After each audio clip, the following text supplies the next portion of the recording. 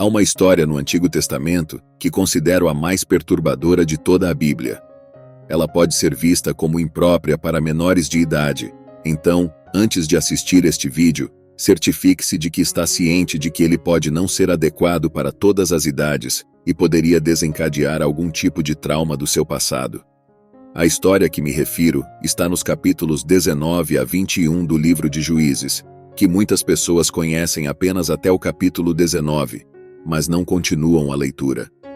Acredito que existem várias lições importantes que podemos aprender com uma história tão perturbadora. Primeiro, vou contar a história o mais dramaticamente possível, e depois exploraremos as lições que acredito que podemos aprender. Junte-se a mim em Juízes, capítulo 19, versículo 1. Nos dias em que não havia rei em Israel, um levita que vivia em uma parte de região montanhosa de Efraim adquiriu uma mulher de Belém de Judá como sua concubina. Quero que você entenda que aqui está um homem levita, morando na parte norte de Israel, e ele adquire esta mulher para ser sua concubina, ou esposa, como preferir chamar, que mora no sul, em Belém. A história continua dizendo que ela foi infiel e deixou-o para voltar à casa do pai em Belém de Judá, onde ficou por 4 meses. Ela o traiu e voltou para a casa do pai em Belém.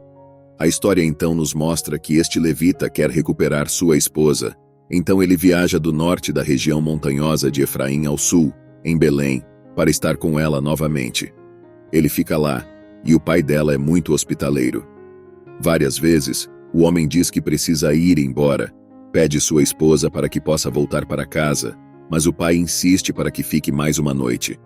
Isso se repete por vários dias, até que finalmente o homem diz, com todo o respeito, que aprecia a hospitalidade, mas precisa ir embora. Então, finalmente, ele parte para casa, e é aí que a tragédia ocorre. Enquanto o homem está com sua concubina viajando no sul de Israel, de Belém em direção ao norte para Efraim, eles estavam perto de Jebus quando o dia estava quase acabando. O servo sugere que parem nesta cidade de Jebus e passem a noite, mas o mestre responde que não devem parar em uma cidade estrangeira onde não há israelitas, e sugere continuar até Gibeia. Eles continuam a viagem, e o sol se põe quando se aproximam de Gibeia em Benjamim. Lá, para sua surpresa, ninguém estava disposto a hospedá-los. A hospitalidade é um aspecto significativo da cultura israelita. No final da noite, um velho aparece na praça e pergunta por que ainda estão ali, sem que ninguém os tenha recebido em casa. Eles respondem que não, ninguém os hospedou. O velho então oferece sua casa para que passem a noite.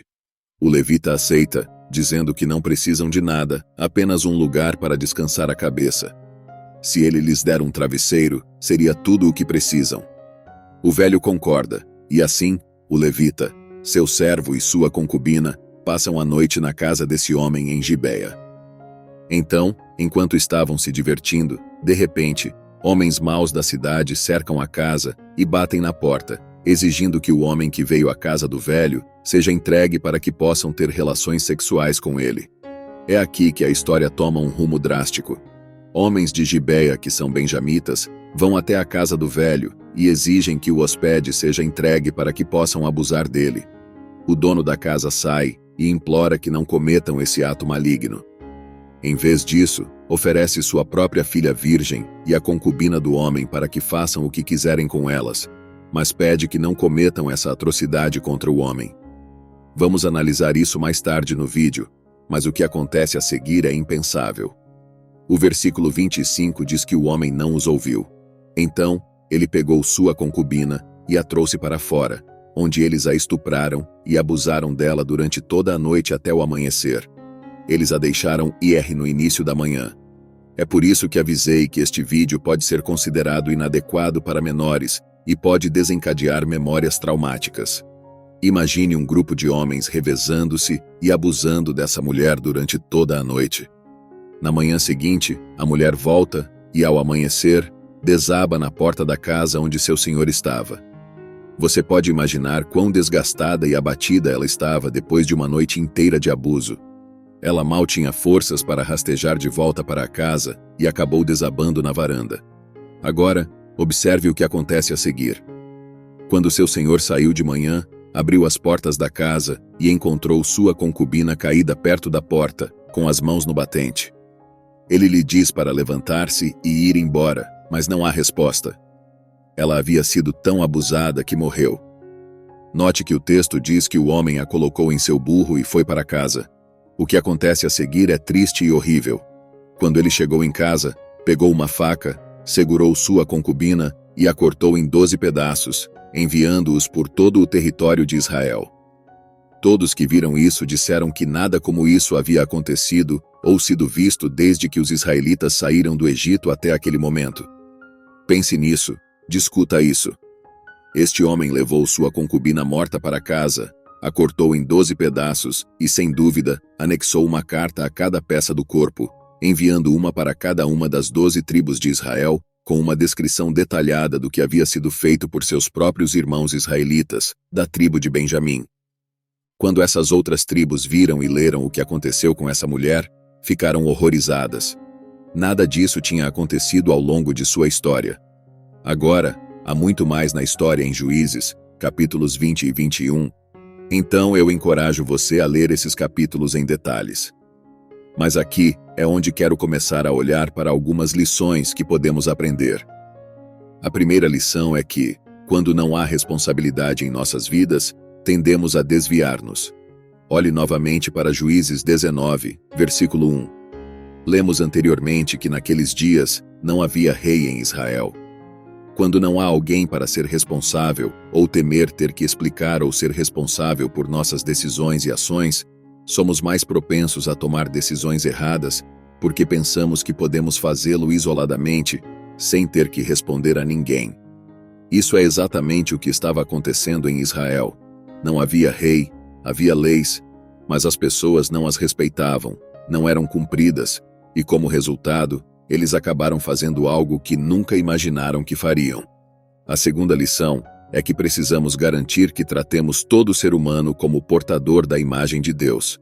Aqui está esse homem dizendo que seria errado eles fazerem o que quisessem com ele, mas que poderiam fazer o que quisessem com sua filha e a concubina. Sua mentalidade era que a vida e as virtudes deste homem eram mais valiosas do que a de sua própria filha e a concubina do homem. Precisamos estar claros, e é por isso que ver pontos turísticos inadequados e outros conteúdos podem nos desensibilizar. Certifique-se de não fazer isso. Se você quer parar de ver coisas online que você sabe que não deveria estar assistindo, comece a ver cada pessoa como um portador da imagem de Deus, como alguém que é valioso. A terceira lição é que quanto mais nos afastamos de Deus, mais vulneráveis nos tornamos a cometer atos que nunca imaginamos que faríamos. Quanto mais nos afastamos de Deus, mais vulneráveis nos tornamos a cometer atos que nunca imaginamos que faríamos. Veja o livro de Juízes como um todo. O que você verá é uma nação de pessoas que lentamente se afastaram de Deus. Eles se desviaram lentamente, e o que vemos acontecer nos capítulos 19 a 21 é o culminar desse afastamento de Deus. Isso mostra até onde a nação como um todo se afastou de Deus. E meu amigo, você e eu não somos diferentes. Se não mantivermos uma conexão estreita com Deus, se nos desviarmos de Deus, encontraremos nós mesmos fazendo coisas que alguém, 10 anos atrás, teria tentado nos dizer que faríamos e teríamos sido convencidos de que não havia como fazer essas coisas. Agora, a história não termina no capítulo 19. Eu gostaria que terminasse, mas na verdade piora. O que acontece no capítulo 20 é uma guerra civil entre as 11 tribos de Israel contra a tribo de Benjamim, porque foi a tribo de Benjamim que cometeu aquele ato atroz contra um dos seus próprios irmãos israelitas. Eu encorajo você a ler em detalhes os capítulos 20 e 21, mas para resumir, há uma enorme batalha e milhares de vidas foram perdidas de ambos os lados. O que acaba acontecendo é que apenas 600 homens benjamitas permanecem. No capítulo 21, as outras 11 tribos começam a se sentir mal ou com pena da tribo de Benjamim, porque estão preocupados que esta tribo vá se extinguir, já que apenas 600 homens sobreviveram, mas não há mulheres benjamitas para se casarem e se reproduzirem.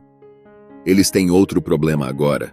Eles estão preocupados que uma das 12 tribos de Israel vá se extinguir porque apenas 600 homens restaram, e nenhuma mulher para eles se casarem e se reproduzirem.